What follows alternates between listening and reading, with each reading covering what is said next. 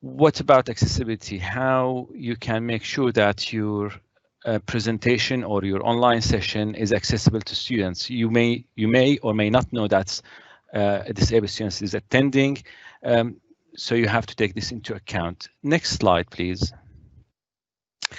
So here we are going to cover why you need to consider accessibility and what things you need to take into account when you are designing the session, when you are delivering the session, and what you need to do after the session. And also, as Fiona and Claire did, I'm going to give some top tips at the end of that. Next slide. So why do we emphasize accessibility at the OU, and probably why you should also do it in your own organizations? At the OU, we have 27,800 students who declared disability, those who chose to declare it, and that equates to about 21.6% of our student population. There may be many more who haven't declared their disabilities.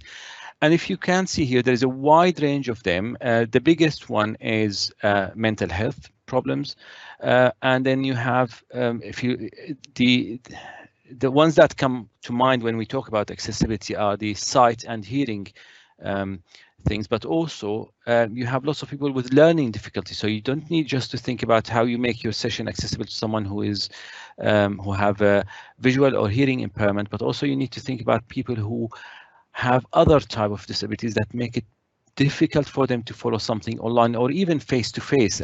These things don't only apply to online training session. Next slide, please.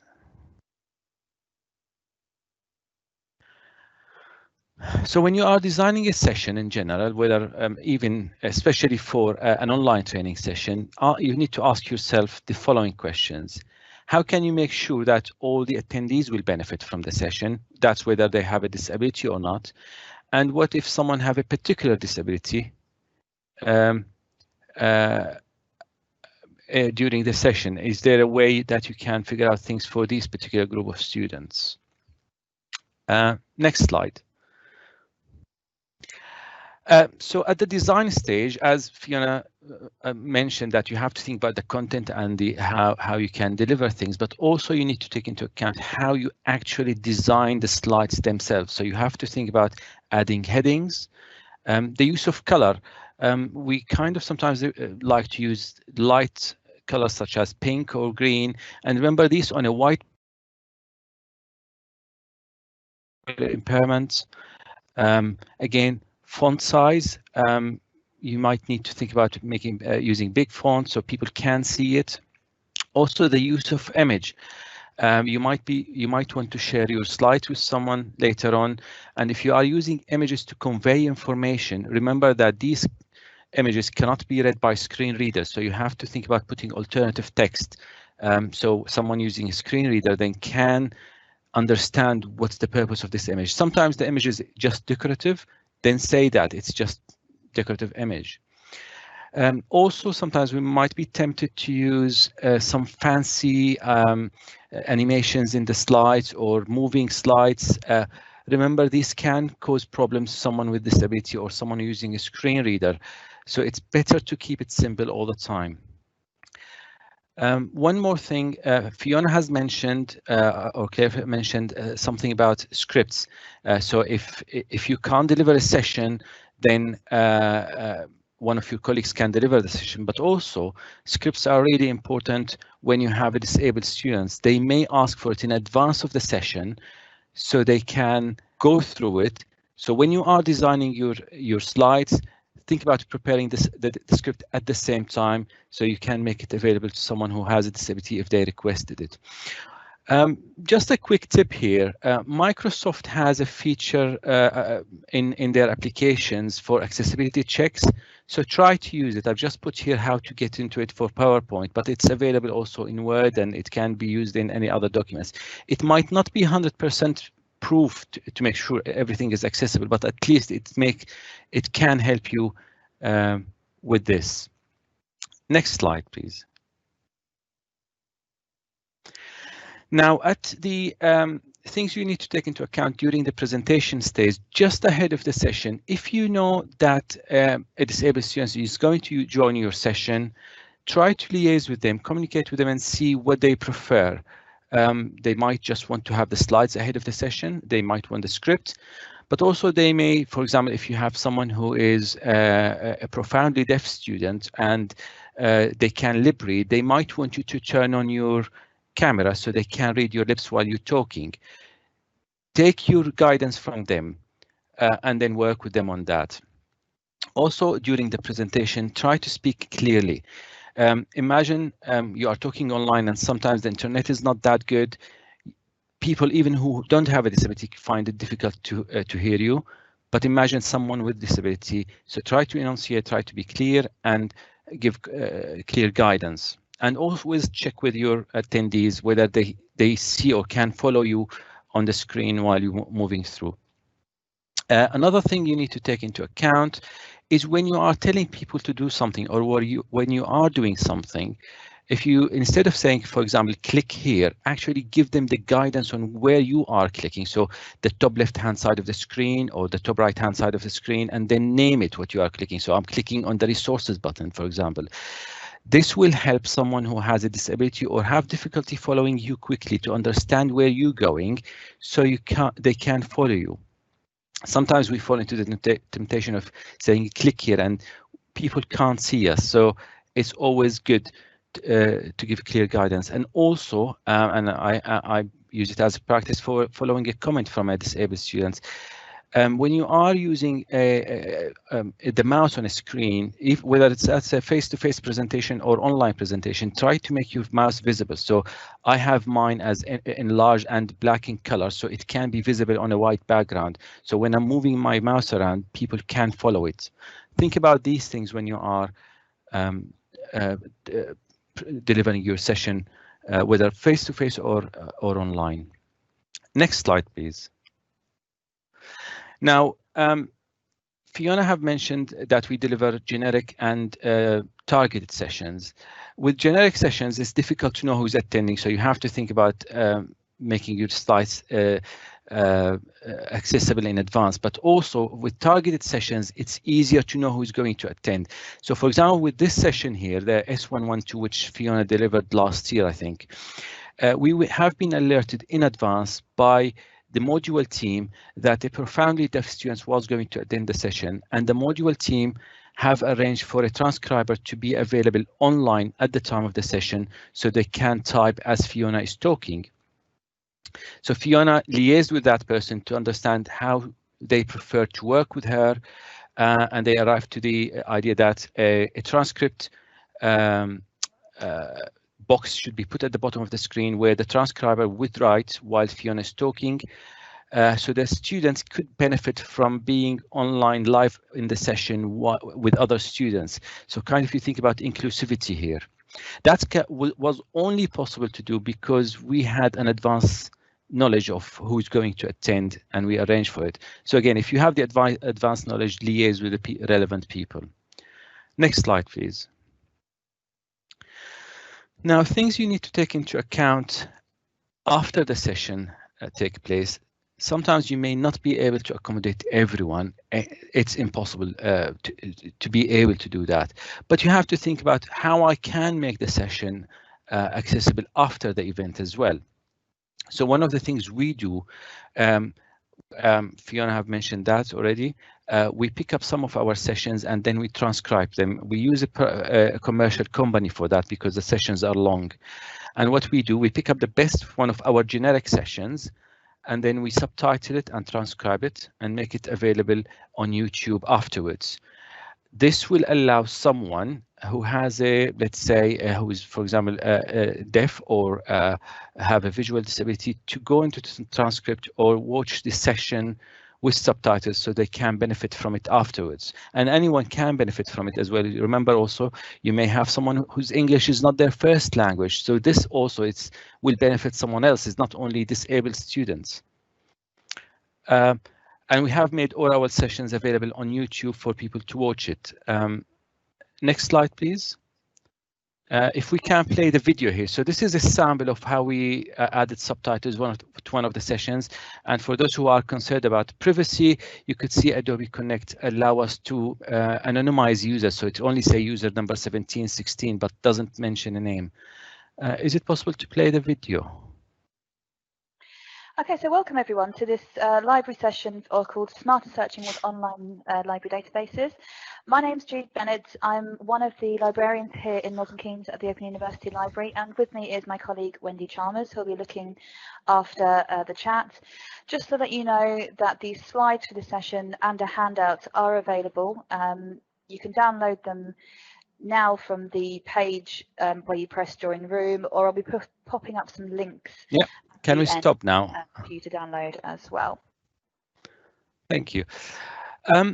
The next two slides, I'm going to move quickly through them, but I will play the last one in particular. We have a researcher who is also a staff member at the OU who is interested about accessibility, and she's herself have a disability.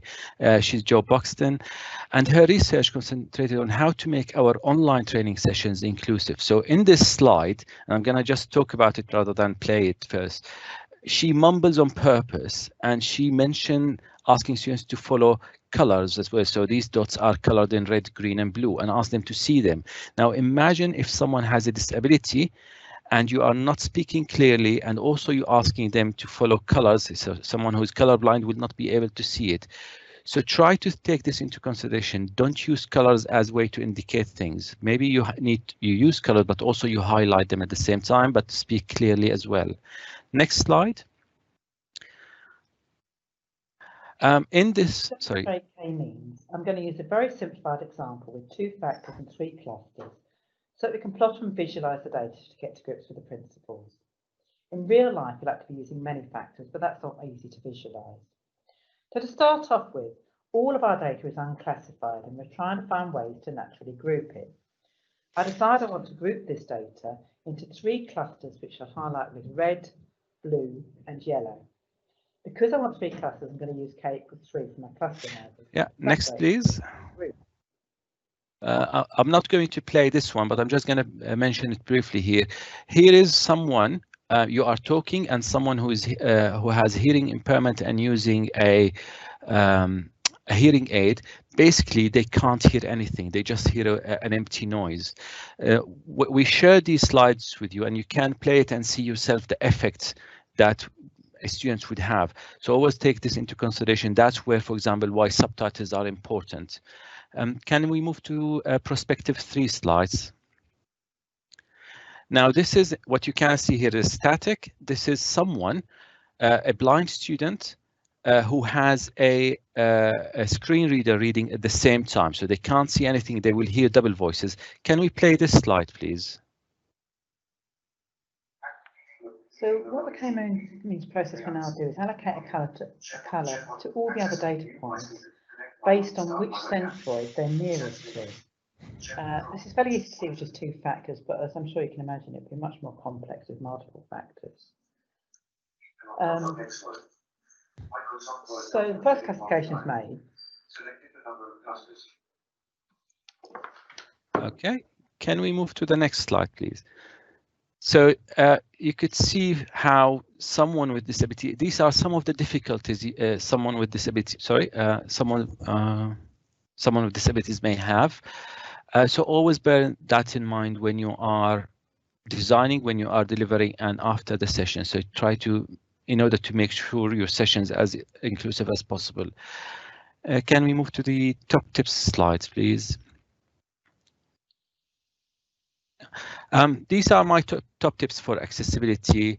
While you have a look at it, I'll ask Jerry if there's any accessibility related questions that need answering, and Jerry can help me answer them as well.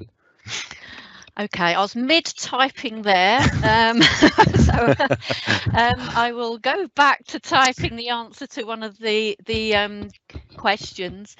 One thing that's come up a few times is actually how do you cater for those students who either haven't declared a disability or don't wish to mention it during the session or beforehand. So do you want to go ahead with that, and I can always chip in?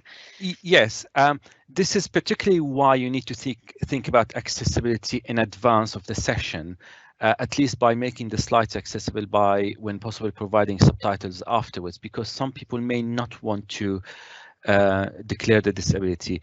Certainly some people may come to the side and say, look, I have this, can you do this for me?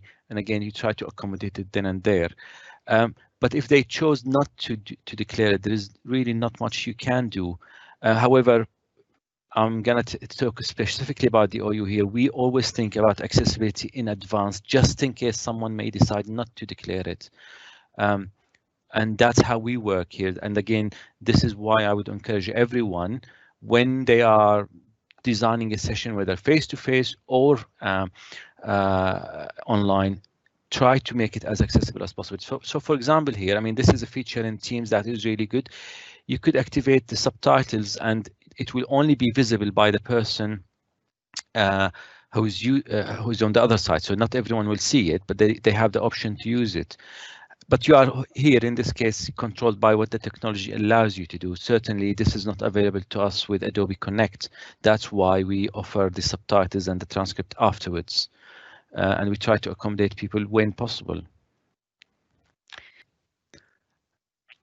Is there anything else or any other questions?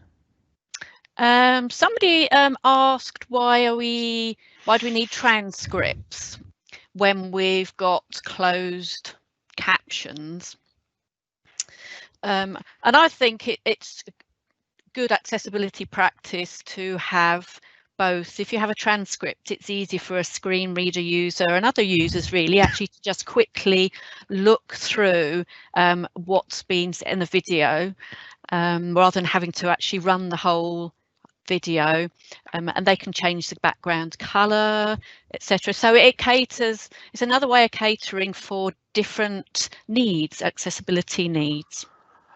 Also, when we are creating our transcript, because it's done by a company, it's actually, they do that both at the same time. So they send you the transcript, you have to work through it to make sure that everything is correct, but it's also built in then into the video. So kind of it's a byproduct. We have both at the same time ready. And as Jerry said, some people may want to have a look at it. And remember, someone who has a visual disability may want to read the transcript using a screen reader rather than having to listen to the video and kind of run around the transcript in their own way. So that's why it's also beneficial. And we found out also some able-bodied students who prefer also to see the transcript as well. And also, actually, some of our students aren't able to go online, and that can be for a variety of different reasons. So what we can do is we can provide them with a transcript so they're not missing out on the video. So that there's multiple reasons why we do that.